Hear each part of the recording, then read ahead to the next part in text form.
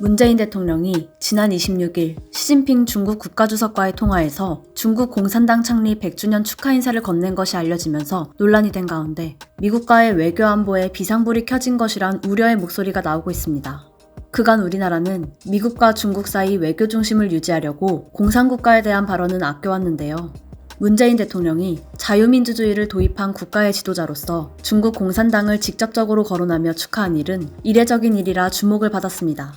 인민일보 등 중국 관영 매체의 보도에 따르면 문재인 대통령은 시진핑 국가주석의 코로나 극복 과정에서 보인 시진핑 주석의 리더십을 높게 평가하며 한중이 코로나 방역을 통해 우위와 상호 신뢰가 높아졌다고 말했습니다.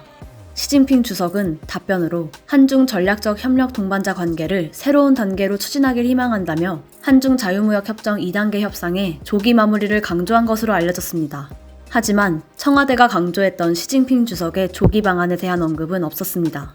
한편 밥 메넨데스 차기 미국 상원 외교원장은 지난 1일 문재인 대통령의 중국 공산당 창립 100주년 축하 인사 실망스럽고 걱정된다고 말했습니다. 이어 문재인 대통령의 발언은 결국 공산당의 가치들이 세계나 미국, 한국과 공유하는 가치가 아니란 점을 이해하고 있길 바란다며 이러려고 우리가 함께 피를 흘리고 한국의 방어와 한반도 비핵화를 위해 계속 자원을 투입한 것이 아니다라고 강조했습니다. 미국은 트럼프 전 대통령의 임기 이후 조 바이든 대통령의 새로운 국정 운영을 앞둔 가운데 세계 다자무역과 각국과의 협력 체계를 강조했는데요.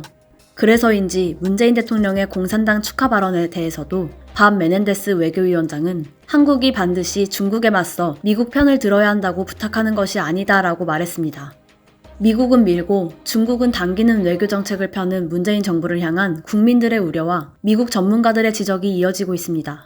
미 중앙정보국 분석관을 지낸 숙임랜드연구소 분석관은 문재인 대통령의 축하 발언은 자유민주주의 국가 대통령으로 중국 공산당을 지지하는 것처럼 보인다며 민주주의 대 공산주의 및 미국과 중국 간 문재인 대통령의 입장에 대해 의문을 자아낸다고 말했습니다.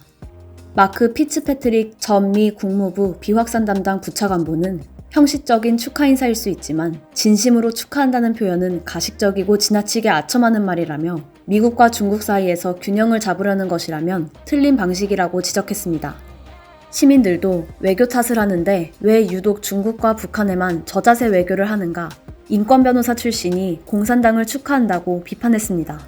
바이든 미국 대통령 정부의 출범이 얼마 지나지 않아 미국과의 외교, 경제, 안보에서 실질적인 불이익은 없는 상황이지만 문재인 정부를 향한 미국의 정체성 의심은 계속되고 있어 외교에 주의를 기울여야 할 것으로 예상됩니다. 일요서울TV 신수정입니다.